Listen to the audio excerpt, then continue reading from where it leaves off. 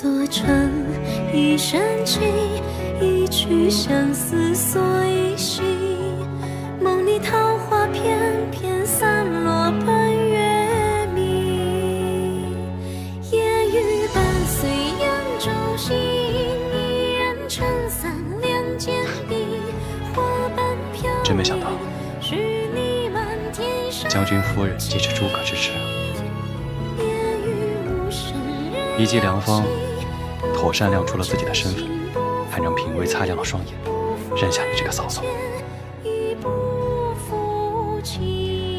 有得亦有失，你看我这长发，不就被你无情的削去了？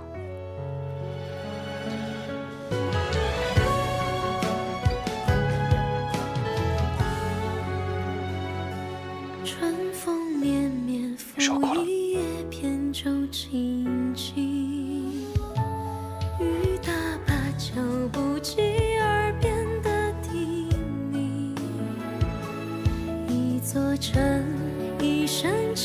这是梦里桃花片片散落半月明。夜雨伴随扬州行，一人撑伞两肩并，花瓣飘零，许你满天深情。夜雨无声人有情，不负真心不负雨，不负人间亦不负情。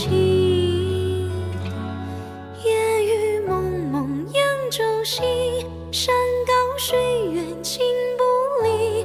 良辰美景透出深情相依。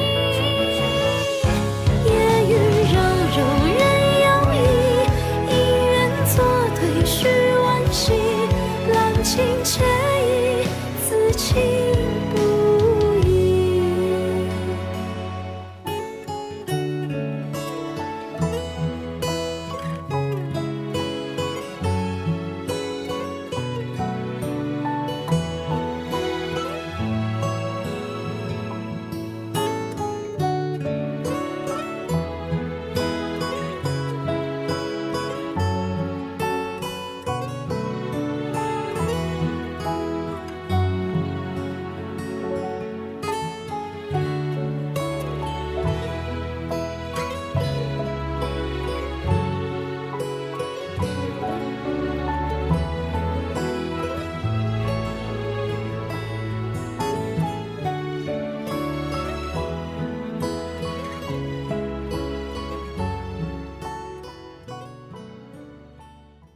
得知师父明日就要启程，徒儿特地前来倾听教诲。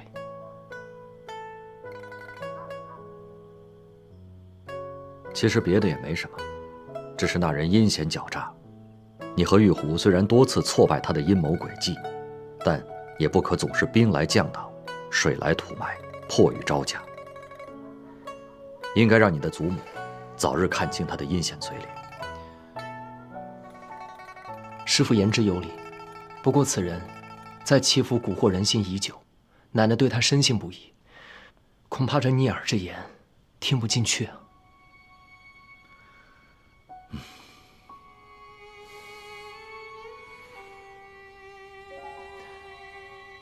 师父，徒儿突然想到一计，我想让奶奶尽快知晓柯世昭在姬敬堂父母身上犯下的恶行，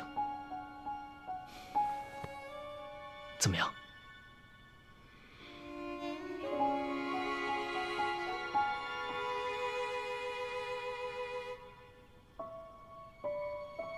好计，天磊，我走了之后便可使此计。敬堂感念公子能出此计谋，恳请三公子早日为我九泉之下的父母报仇伸冤。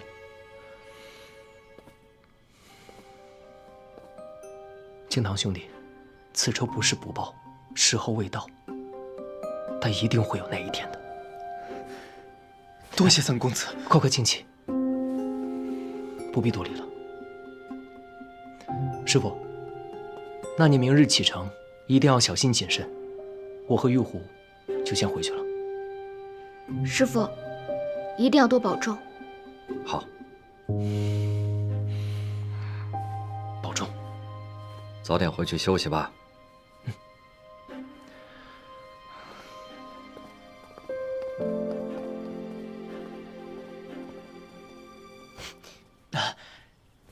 干爹干娘早点休息，我便先走了。你也早点休息。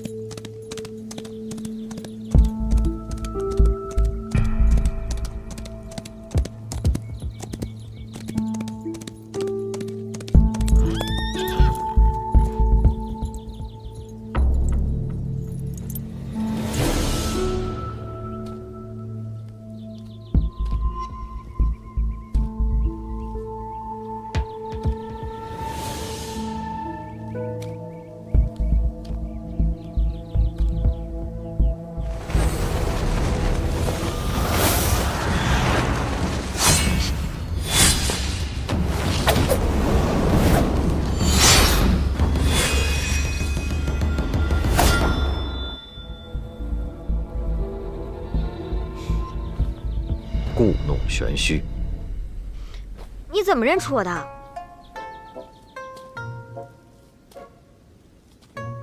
你化成灰啊，我也认得出来。不好玩，本来人家就是想让你试试我的功夫长进了没，这么早把人认出来，没意思。我早就知道你一直跟着我呢。怎么，真的要跟我一起去边城呢？那当然了，我从不说二话。可人家军营中有规定，不许女子入内。那我不住军营，我们到军营旁边找个房子住。那是军营，旁边哪有房子呀？反正我不管，你上哪我就上哪。我是真拿你没办法呀。你答应我去啦？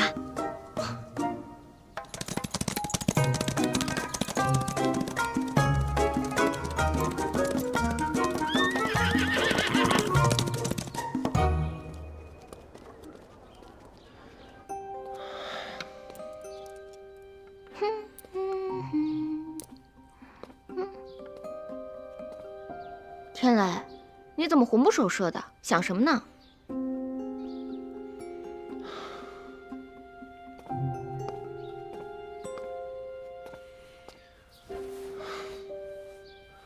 虽然师傅也赞同我们的计策，用这个方法，不仅可以让奶奶知道寂静堂一家被陷害之事，也能让她知道柯世昭的真实为人。那有什么好顾虑的？但是揭穿此人，又谈何容易呢？你是怕奶奶不相信你？奶奶自然是更相信他了。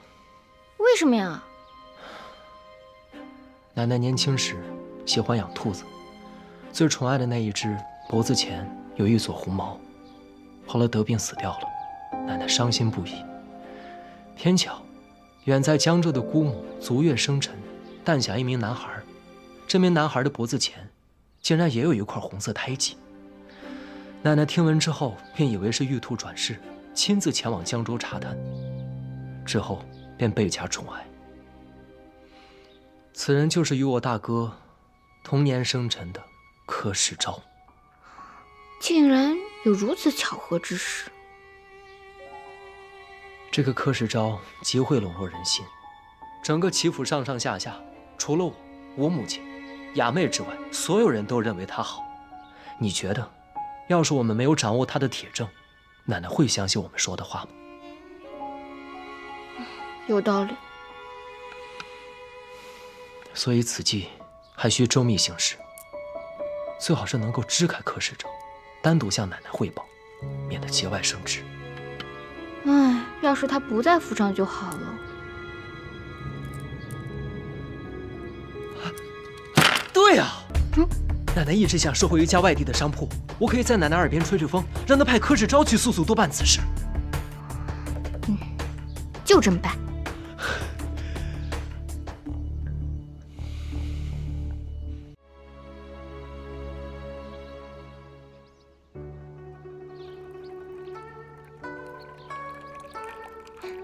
奶奶，我新寻得了好茶，一会儿让小巧姐跟着小喜去取。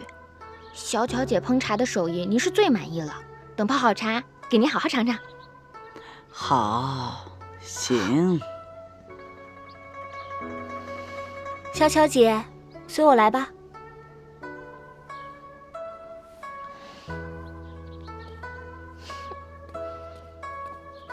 那茶呀，可香可香了。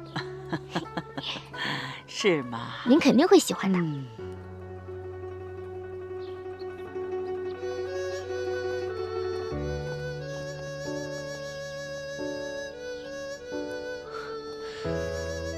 奶奶，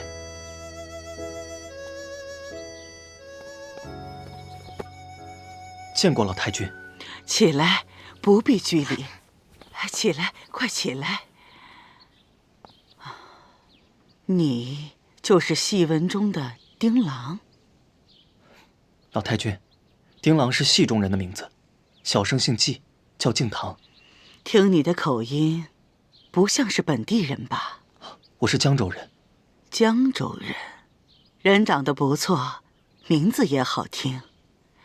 就是你的命太苦了。昨天那戏看的呀，惹得我这个老太婆直落泪呢。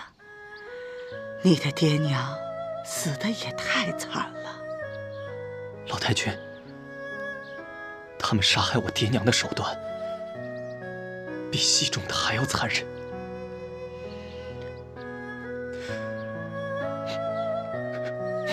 别难过，别难过了。既然如此，那我就问问你，为什么不把真实的情况写到戏里，让大家都知道呢？戏班班主怕惹祸，只能真真假假、虚虚实实。况且我爹的冤屈，也不是一场戏可以说明的。戏说不明白，嘴能说明白吧？老太君，那戏里的周世彪是借刀杀人，可那江州的周世彪是用毒计害人，心狠，手更辣。他们为什么要缠着你家呢？江州城东有一恶霸，恶贯满盈，坏事做尽，而他的儿子周世彪，跟他比起来是有过之而无不及，人称玉面郎君。我们家在城西经营着一家药馆，本来与他们周家毫无瓜葛，可万万没想到，还是被那恶人盯上了。那他们有何图谋？他们看上了我们季家的药馆，那是块生意兴隆的风水宝地。起初，只是派人出价收购，我爹爹一口回绝了。后来他心有不甘，便想出了一条丧尽天良的毒计。毒计？什么毒计？奶奶，您先别急，听他慢慢说。好，你慢慢说。那恶人周世彪一心想要我家的地，但是又不能从城东到城西去强抢，于是便挖空心思的陷害我家。直到有一天，他在江州的大街上东游西逛，看到了一对乞丐母子坐在街头乞讨，心中突然冒出一个毒计。他别有用心地走到乞丐母子面前，说这乞丐母子的样貌像是他家一个什么远亲。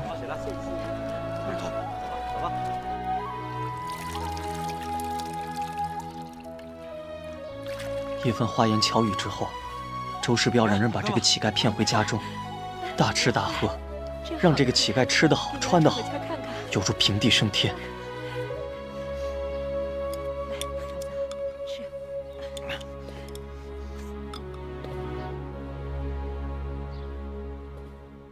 如此，他也就乐得跟在周世彪身后收租讨债，狐假虎威，当了一个衣来伸手、饭来张口的甩手公子。这个乞丐在周世彪家中一住就是半年。有一天，这个乞丐公子偶然得了小病，周世彪便请了个郎中给乞丐把脉瞧病，开了药方。乞丐公子便拿着这张药方到我家的药店去抓药。为人朴实的爹爹，万万也没有想到其中有鬼。他按照药方抓了药，给了这个乞丐公子。公子，你拿好。谢谢少爷。之后，周世彪又派人偷偷将真药换成了毒药。乞丐公子喝下去之后，顿时七窍流血，一命呜呼。贩卖假药，谋财害命，给我见官！怎么可能呢？我们季家药铺一向卖的都是货真价实的药。快走！周世彪让他的手下抬着乞丐公子的尸体到我家店门口大吵大闹。爹爹和他们理论，可是这帮恶人蛮不讲理，硬说爹抓错了药，害死了乞丐公子。他们不由分说地把爹拖进了衙门。收了周世彪贿赂的县官，用酷刑逼我爹爹招供。可怜的爹爹，蒙冤寒躯，惨死狱中。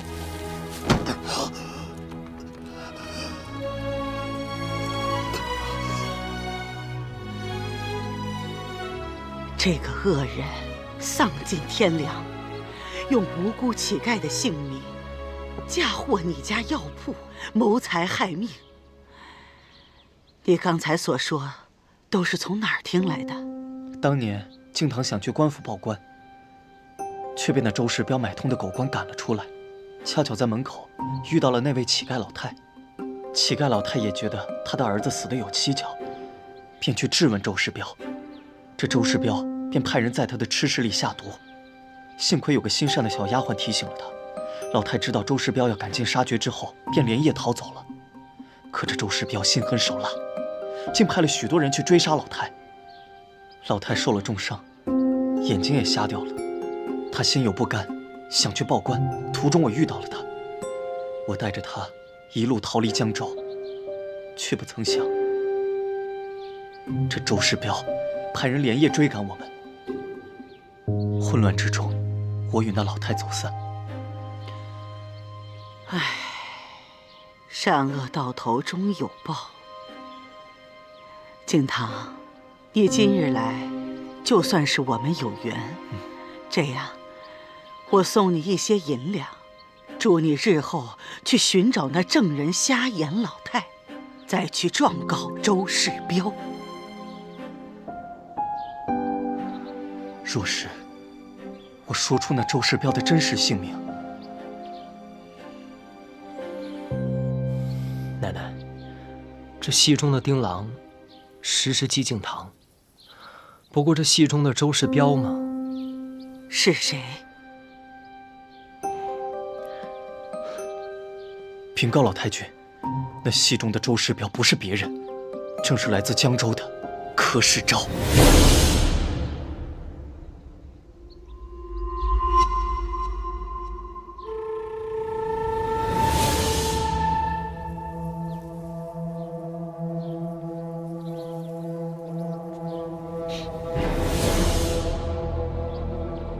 你究竟是何人？我是江州季家药馆掌柜之子季敬堂，那柯世昭害得我家破人亡，请老太君替我做主，我说的话句句属实。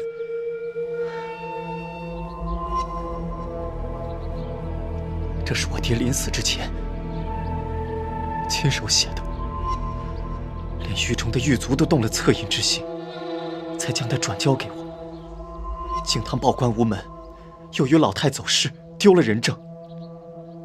听闻齐老太君您有仁爱之心，又慈善公正，定不能让那柯世昭毁了您齐家的名声啊！于是我才斗胆来见您，求你给我个公正。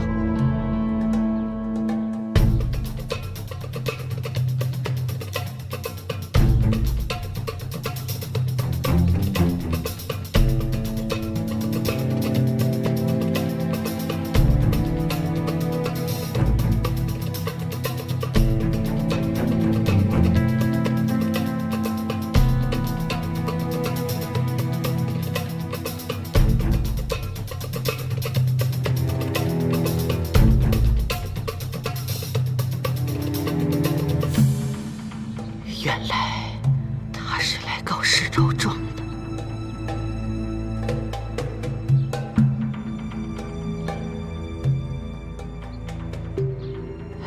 既然这个案子他官府都管不了，又没有证人，我一个商户老太太，更不方便插手。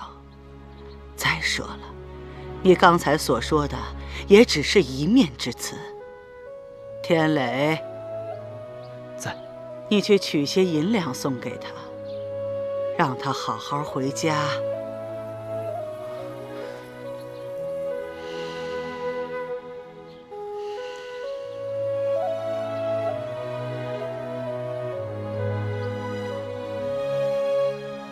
是。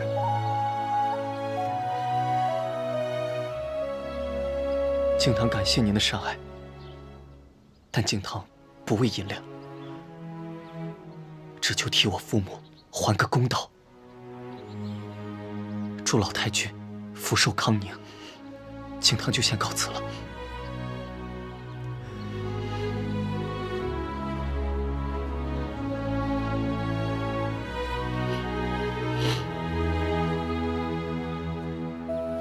我去送送他。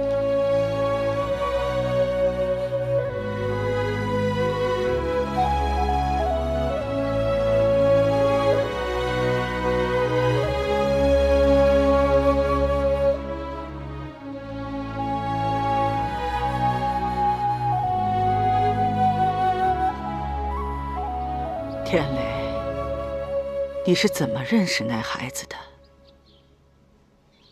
有一天，他在咱们齐府大门口吵嚷，说着要见你，让你替他做主，结果引来了王胡子等人，将他暴打一顿。我与冰燕正好路过，将他救下。世昭在吗？他不在。那为什么你不早点告诉我？孙儿想，毕竟此事牵扯3条人命，又与柯表兄有关，不能只听信一面之词便妄言相信，还想等着查实之后再说也不迟。天磊啊，寂静堂的事情你不要再管了。世昭现在是在替我办事，办的都是我们齐家的大事。如果让他牵扯到官司，那受损的可就是我们齐家了。奶奶，这寂静堂家的冤情早晚都会真相大白，但是咱们齐府的大事，您还是尽快收回自己手中比较好。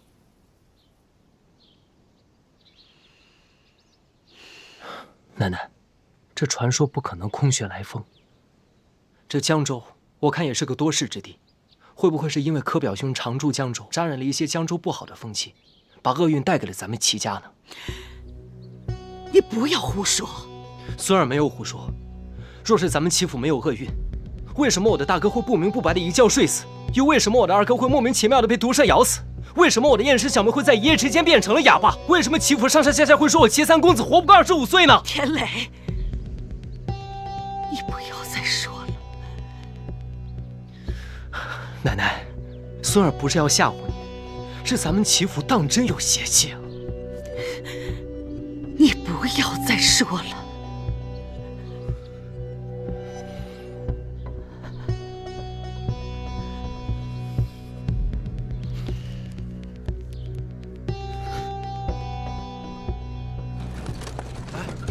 快走2步。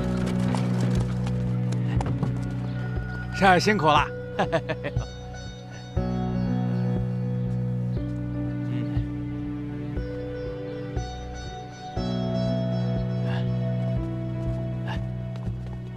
快点，少爷请。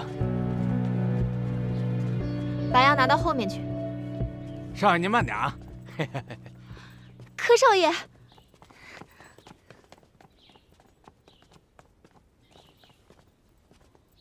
柯少爷，你总算回来了。回来了。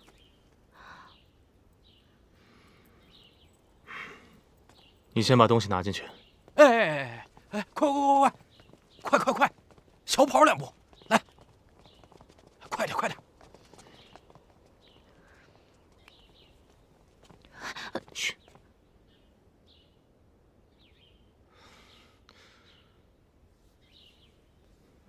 小巧。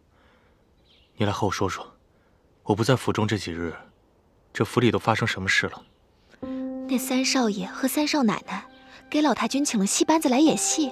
后来呢？第2天，我本陪在老太君身边，却被三少奶奶支开去烹茶。回来的时候，三少爷带着个少年在与老太君说话，老太君满脸不悦。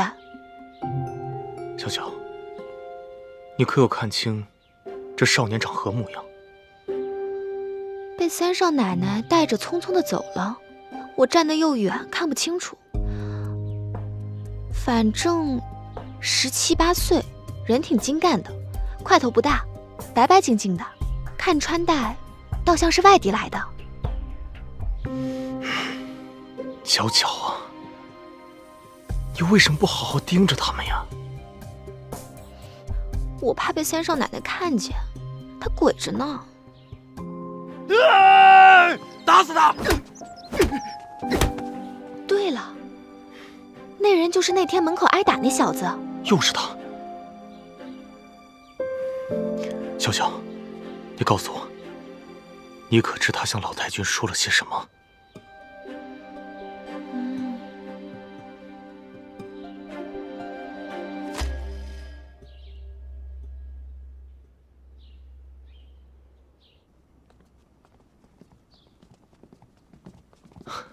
外祖母，世昭拜见外祖母。世昭，你回来了啊，回来了。来，把东西放过去。哎，外祖母，外祖母，您看看，这些都是我精心挑选给您带的礼物。又带了这么多东西。外祖母，您慢点儿。你每次归来，都给我带这么多的东西。唉，我一个老太婆，能吃多少，能用多少啊？以后啊，就别花这个钱了。外祖母，这些事您不必介怀，以后啊，世昭都听您的便是了。还有，各方亲戚，不要再送什么土特产。今天呢，这2罐茶叶我收下，其他的你帮我送到江州